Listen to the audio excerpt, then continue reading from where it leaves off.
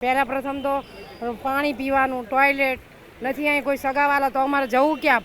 Light નથી, મચ્છર, નાના છોકરાઓ ક્યાં જઈએ? આવીએ અંદર જઈએ તો જીવજંતુ આ તે, તો અમારે રહેવું ક્યાં? તે મોટામાં મોટી તકલીફ છે. અને આ પાણી 15 દિવસ સુધી પોર ભર્યું રહ્યું હતું.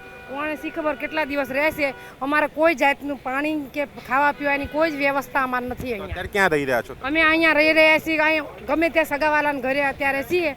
બાકી તો હવે ગમે તે થાય એનું કોઈ નક્કી જ નથી અહીંયા. આત્મવિલોપનની વાત હતી. આત્મવિલોપન તો કરવાનું જ છે. જ્યાં સુધી પાણી નહીં જાય તો અમે જઈશું ક્યાં? અમારા ઘરમાં નુકસાન કમસે કમ 10 લાખનું નુકસાન હશે, તો એ કોણ ભરપાઈ કરશે? ગઈ સાલ કરતાં વધારે છે પાણી.